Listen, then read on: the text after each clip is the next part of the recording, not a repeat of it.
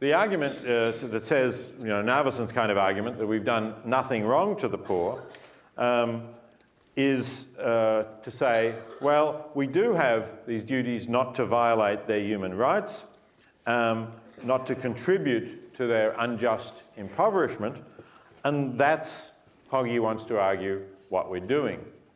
So the next question is, well, how does he think that we're doing that? What way are we doing that?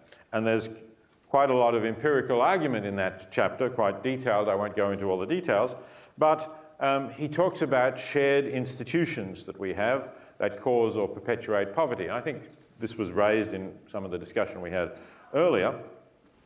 So what are these shared institutions? Well, one of them is what is sometimes called the global economic order, which we can also think of in terms of the trading arrangements, and a lot of people over the years have targeted the World Trade Organization as basically the repository of these trading arrangements. And some years ago, there were very active protests whenever the World Trade Organization met, starting in 1999 when they met in Seattle. And the organizers there were caught by surprise by extensive street protests, which actually prevented delegates from getting to some of the meetings. It was a pretty chaotic scene. And they were concerned on a variety of grounds about what the World Trade Organization was doing, both environmental grounds, part of it, and part of it about the claim that it was perpetuating global poverty or was unfair to developing countries. Since then, the WTO meetings have often been held in places where it's much harder to organize protests, and they haven't really been disrupted. But at the same time, some of the developing countries, or the middle-income countries, the BRIC nations, Brazil, India, and China, and so on, particularly Brazil, have led more resistance to the suggestions made by the more developed nations, in particular North America and Europe, and have therefore that rounds of WTO negotiations have not actually made much progress in recent years, and perhaps that's also one reason why people are protesting less. So one question about this is, though, do these arrangements actually perpetuate poverty, or do they reduce poverty? And that's a big economic argument, which I certainly can't go into. A lot of people say that the World Trade Organization has reduced poverty by increasing free trade, and that countries like China are an example of countries that have dramatically reduced the number of people living in extreme poverty precisely because they've been able to trade freely. On the other hand, there's some evidence that, and Pogge gives this evidence in his article, that although people, if you like, in the lower middle income range have definitely improved by being able to participate in global trade, and this would be people particularly in China, India, Brazil. The very poorest, the poorest 10% of the world's population has not gained in the same way because they've not really been able to enter into world trade and benefit from it. But Pogge actually has a higher standard, as you can see from this thing here. Pogge says, even if in fact even the lowest tenth have benefited, the question is, they are still in poverty and they could have benefited more. So it's not for him a sort of either or, the arrangements have made them better off or worse off. It's rather, we could have constructed arrangements, other feasible arrangements, that would have done better in reducing poverty and therefore would have lifted more people out of poverty. And if that's so, he argues, we're violating the human rights of those who could have been lifted out of poverty by other arrangements that would have been reasonable for us and for them, but we've not done so. But I want also to look at some of the more specific claims about how we've made them worse off. And this idea of the resource curse is one of them. You've probably heard the expression blood diamonds, and the idea here is that sales of diamonds from places like the Congo have fueled civil war. Because there were rich sources of diamonds, it therefore became possible for people to try to control those areas, for, again, rebel bands or militias to control those areas where the diamonds were and to sell them to the affluent world, therefore to get more arms and therefore to foster more civil war and more strife, which of course makes it very difficult for people in those countries to have decent infrastructure and to escape poverty. So what's our responsibility here? Well, you would say our responsibility is that we are buying the diamonds. If there were no markets for these blood diamonds, then we would not be fueling the civil war in that way. And there have been some moves from diamond producers to try to certify diamonds as not coming from these areas where they're fueling civil war. So that problem has been recognised to some extent, but this is only one and perhaps a relatively small, even if dramatic, example of what's called the resource curse. And it's worth distinguishing two kinds of resource curses. There's the economic resource curse, which is simply the economic fact that if you have poor countries that have a lot of natural resources, the natural resources tend not actually to make them more prosperous. You would think that if you're a poor country and you find a lot of oil or gold or diamonds, you're going to become wealthy. People are going to become much better off. But in fact, it typically does not work that way. So one of the problems is you've now got something that you can export, but it's generally not labour intensive. You can't employ much of the population doing it. And because you have a lot of exports, your currency is going to be overvalued, and therefore your more labour-intensive manufacturing industries, let's say a textile industry would be an example, is not going to be able to compete, because when your currency is overvalued, your goods actually become more expensive. So there's an economic problem there with relying on natural resources. You might say, well, that's nobody's fault. The government ought to take care of that by putting quotas, perhaps, on the amount of the natural resource that can be exported, so that the currency doesn't rise too much and other people can work. So that's one version of the resource curse. But there's also a political version of it, which Pogge has written about in other writings. And that is that very often these resources, when they're in poor countries, are actually in countries that are ruled by repressive and corrupt governments. And we know that the revenue from these natural resources are not going to the people of the country as a whole. They're going into the pockets of the dictator or the government. Perhaps they're going into his Swiss bank accounts. Perhaps they're going to buy more weapons for his army so that you can make sure that no popular resistance movement has any chance of unseating him. And the result is that we are propping up governments that are not interested in the well-being of their people, and effectively, therefore, our support of that contributes to that kind of government. So here's one example of such a country. It's a very small country as it happens, Equatorial Guinea, population just 700,000, but it's the third largest sub-Saharan oil producer. Well, you'd think 700,000 people and they're a big oil producer, surely they're all pretty well off. I mean, they ought to be like the Persian Gulf, some of the Persian Gulf states, like the Emirates, for example, all very well off. And actually their GDP per capita, when you look at it, this is an average, of course, is very high. But then look at some of these other figures. Their life expectancy at birth is only 63, not the worst in the world, but towards the bottom, 184th out of 221 nations. Their infant mortality is dreadful, 73 out of every 1,000 live births. The US is 6 out of every 1,000, and the US is not particularly good on this index, by the way. I think Singapore is the best at 1.85 out of every 1,000, so we're a lot worse than that. But this Equatorial Guinea is one of the worst. This goes the other way by the way the scale. On this scale, you want to be 222nd. Singapore is 222nd. The number one is the one with the highest rate of infant mortality. The percentage of GDP spent on education is lamentable. Less than 1% of GDP is spent on education.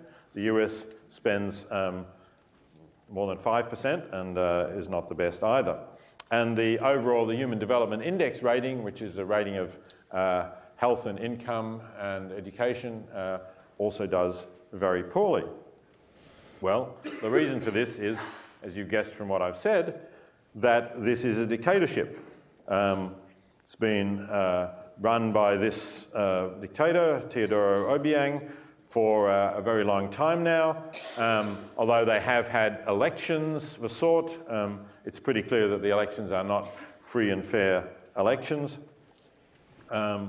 He pays himself a relatively modest annual salary, but somehow he manages to live this very luxurious lifestyle, as you can see, with lots of private planes, homes in this country as well as in other countries, all sorts of expensive luxury cars, and a lot of money transferred into various banks.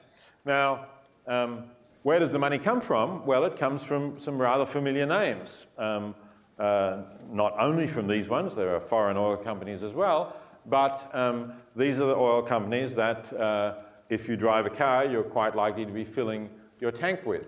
So the question here is, are we contributing to this? Are we complicit in this?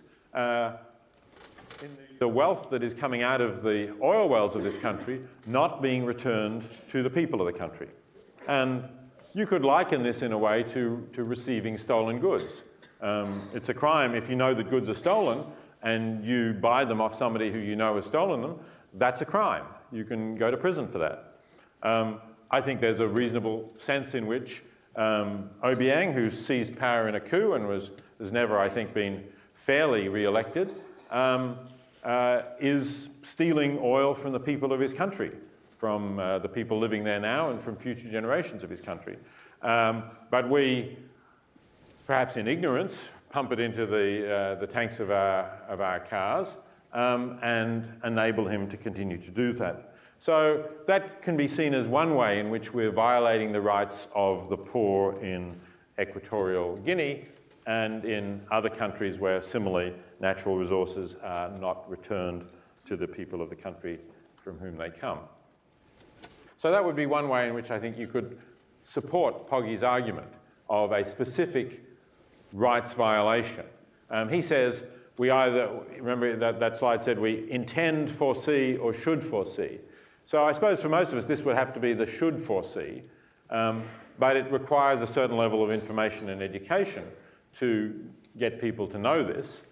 And most people, when you talk to, don't know it in advance, but it's something that you could say ought to be more widely known and publicised. And at least some of the people obviously involved, those running the oil companies, do know about what's going on, and presumably there are people in government who know about it as well.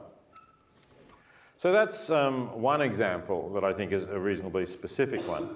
Here's another way in which I think you could say the affluent nations are harming the poor. This is fish stocks. So fish in the oceans are a common resource. The oceans are a commons. Nobody owns the oceans beyond the territorial boundaries of specific nations. And therefore people, anybody can go and fish in those oceans. Now, probably, as you do know, that fish stocks have been declining. There's lots of discussion about various fish stocks. The first big one to collapse was the Atlantic cod fishery, which collapsed in the 1950s and 60s and has never really recovered.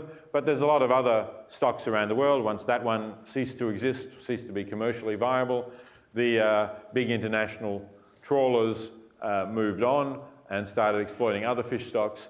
And there, as you see, the decline is pretty steady. The dotted line obviously is a projection, and we hope that something will be stopped rather than the extrapolated long-term trend, but it's certainly been declining, and that has already had an effect on poor coastal villages which depend on fishing.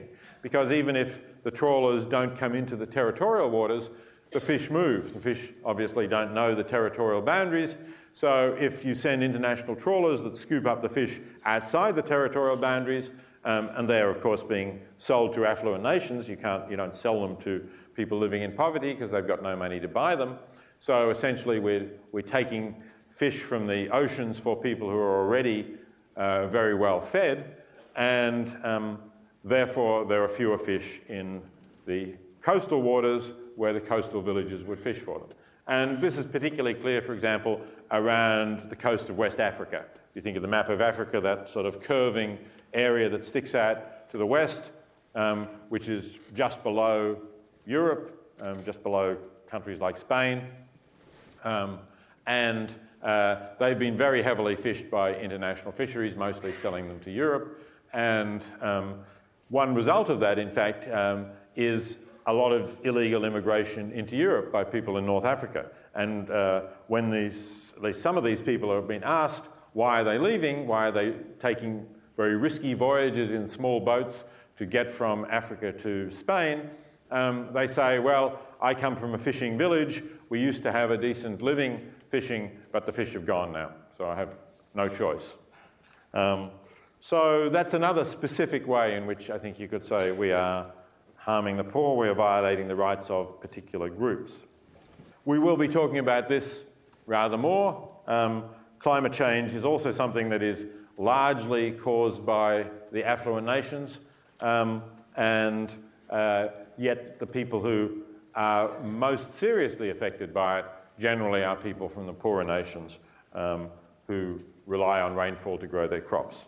So there are a variety of ways, I think, in which even if we think the argument about the global economic order as a whole is one that is difficult to really assess because the facts and the economic arguments are so complicated, I think there are ways in which you could argue that if we accept the notion of human rights that is incorporated in the Universal Declaration of Rights and that has been further refined in other international documents, which is really what POGI is working with, then on that basis I think POGI does make out a case that we are contributing to, in various ways, we being again the affluent nations as a whole, human rights violations.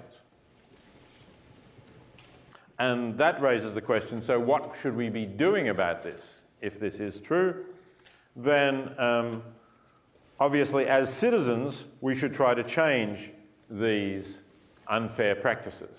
So as citizens we should be supporting any movements to change the sorts of things that I've talked about. So for instance, to try to develop agreements that we won't buy resources from dictators who do not put the proceeds that they're receiving into improving the well-being of the country as a whole. That we should change unfair trade rules. I haven't really talked about them very much, but POGI talks about them quite a bit. And perhaps we should increase effective aid to compensate for some of the harms that we have already caused. Now, part of the problem here is that the movements to make these changes in this country are not really very strong. So while certainly you should say we should use these democratic processes and we should support groups that are trying to form, it's, I'd say we're still quite a long way off succeeding in these movements. So there are organisations we can support to do this. And then there's the question of compensation, which POGI talks about. So he suggests we should compensate the poor for the harm we are doing to them. So rather than perhaps say, I'm going to find out which oil companies buy gas from dictators who don't help the poor, and then I'm going to avoid buying my gas from those oil companies, which might not really leave you too much in the way of options if you want to drive at all. He should say, well, we could compensate them. We could compensate them by donating to the global poor. And he actually few years ago, he suggested a particular amount, which obviously would increase if you're earning more than this. It's a percentage, so there's a figure there in terms of what you might feel to make up for your rights violation you ought to be giving. So that's a way in which it's an independent argument from the one that I gave you before. Okay, so that I think indicates that alternative argument relating to global poverty that I'd like you to think about, and I think Pogge's article makes a strong case for it, and the reading by Leif Wannier backs that up in many respects. And then there are some criticisms, if you want to go into that further, in the Cohen reading that is in the additional readings.